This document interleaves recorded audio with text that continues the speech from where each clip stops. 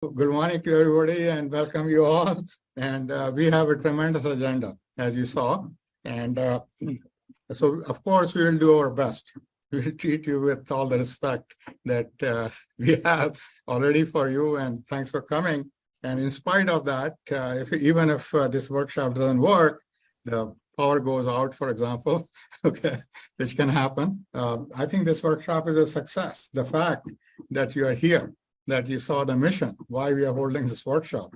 Why else would you come, thousands of miles and travel fares are pretty expensive these days, right? And your time. So it's already a success in that sense. So let me self-introduce myself. I have been here for 47 years and, it has been a pretty good ride. And but this is really a team effort, not just me, not just yours truly, okay? Because the material that we have developed through ONR funding, the first ONR funding we received was in 2006. So if you do the math, that's like 16 years ago. And we have been continuously funded since then, okay? So I would say that at least 30 people I can name who have been part of this effort, 6 or 7 of them NAE members, and about 10 or 15 IEEE fellows. So this curriculum we have developed is because of these folks, because that expertise, all of it doesn't lie, is not here at the University of Minnesota.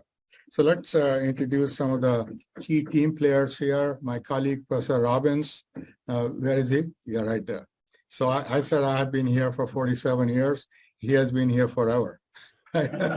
So, okay.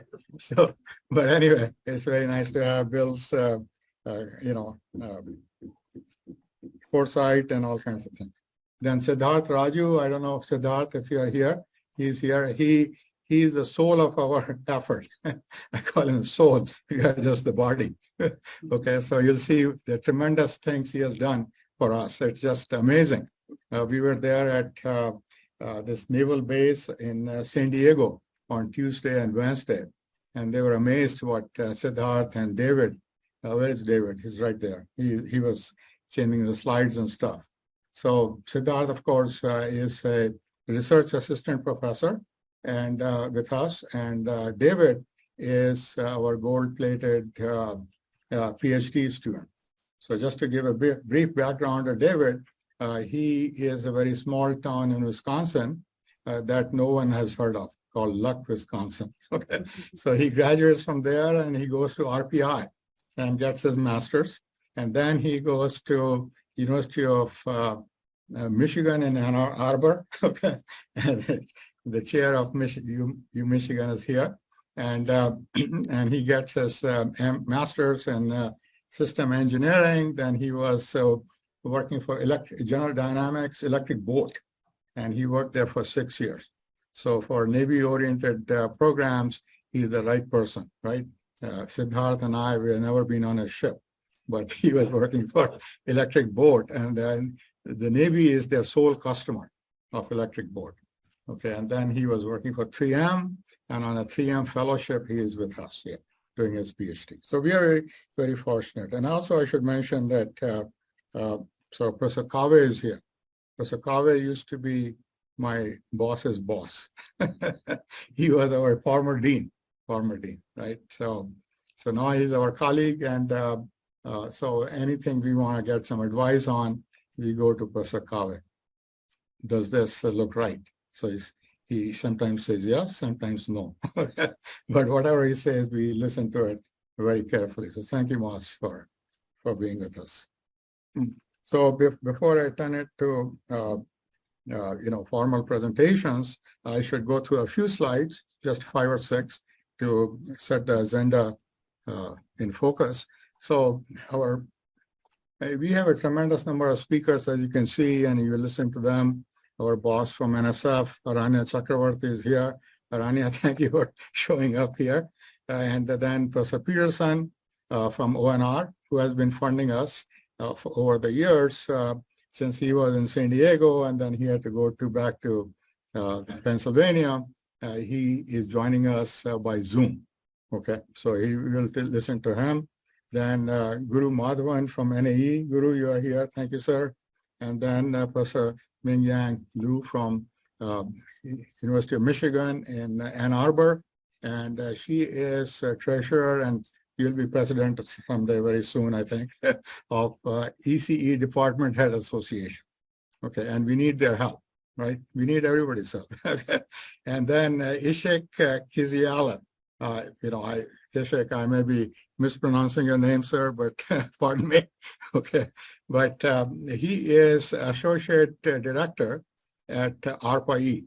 So ARPA-E is part of DOE, and they know what the availability of money is and what workforce requirements are. So we'll listen to what he has to say. Then we have, we need collaboration from high schools, right, across the country. So, the best place to start is right here. So from St. Paul School District, Anna Moravik is here. Is she here? Anna, are you here? Yeah. Hopefully she shows up. And then Larry Lundblad, who's the executive director of workforce and economic development at Minnesota State Colleges and Universities. So Larry, thank you. You are the key link in this chain because what we are going to propose runs through community colleges. Okay, so you are very important for us. And then Professor Ahmad Rubai, where are you, Ahmad? Right there. So Ahmad, you make a very good case why we need to focus on electrical engineering and especially on power. So we'll hear from him, and then our Chancellor of University of Minnesota Duluth, David McMillan, he will give us a talk during the afternoon, during lunchtime actually. So he used to be one of our regents here at the U. Okay, and then we have these lightning presentations involving electric utilities, electric vehicles, industrial manufacturing, microchips, related manufacturing from Intel and defense.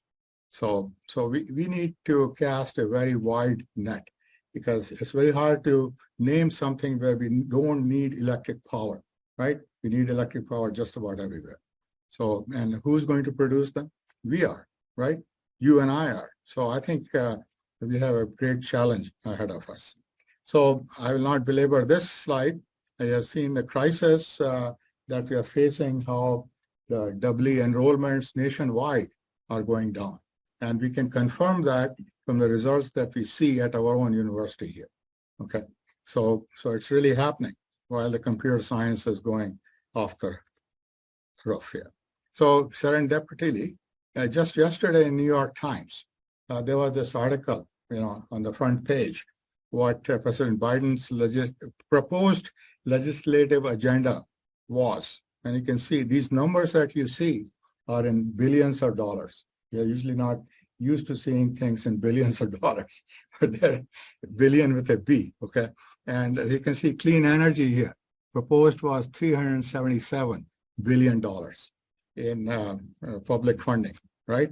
And then, so, you can look at all these different pieces here that were proposed and what was funded, what passed is here, right?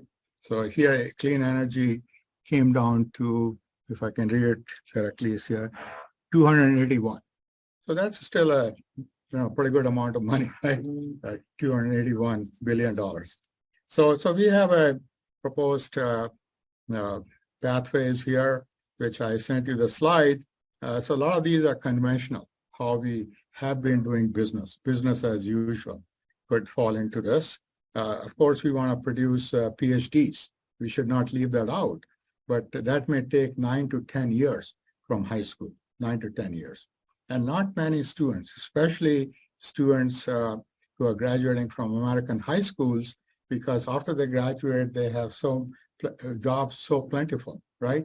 So they want to, go right into work. Some of them are not even going to college, not even to community colleges.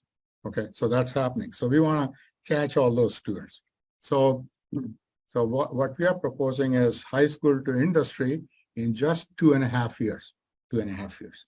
And they could be making as much as, let's say, $60,000, $70,000 per year, and with an open pathway, right? They can go as high as they want. And so we are proposing is this half-year certificate program where, after they have 2 years of, this associate degree, after 2 years of associate degree from community colleges, they could have this certificate here shown here, where they have an optional course in math, physics, and circuits. So something that they may not have seen, which is required in these 3 courses that you see listed, we can some extra entertainment here. So, so anyway, so they can pick that up. But if they have, they can bypass it. And these are all 10-week long courses, right? So, and these 3 courses that we are talking about for electric power engineering is power electronics, electric drives, and power systems. And they can take them in parallel. So you see, within half a year, they are ready with this certificate here. So we can be training them with involving hardware laboratories and everything. Okay, so we have thought about all that. And so what we are proposing, and this is something you should think about, do you think it will work or just a figment of our imagination? Okay, so please think about that as we are discussing here. So what we are proposing is a highly decentralized certification effort. So we create these sub-consortiums, maybe one average of 1 per state. There'll be 50 such consortiums. Or if you have 2 per average of 2 per state, that would be 100. Why 100 could be 200, right? So what is the makeup of these sub-consortiums? And the CUSP, you see that material we have developed is at this CUSP website here. And here's the makeup of each sub-consortium. Okay, so sub-consortium has a lead university, and let's pick a name, University of Florida. Okay, it doesn't have to be a major university. It could be, some, mostly educational-oriented university. And we transfer all the CUSP curriculum to this lead university. So we have a very loose connection with this lead university. We just are there to answer their questions and so forth. Then this lead university can reach out to community colleges in that area. So they have, let's say, 10 community colleges in that area. So each lead university can reach out to 10 community colleges. And then each community college here, CC1, for example, has number of high schools in that region. So they can reach out to those high schools where they can promote this pathway. Okay, so we need high school participation and also to industry. Okay, so industry can play a great role in supporting it. This money doesn't always have to come from governmental federal sources. Why can't industry support us? After all, they are the beneficiary. It's not charity on their part. It's really is part of their doing business, right? So those folks who are from industry here should have some comment. So what I did here was to put down the role that each of us could play.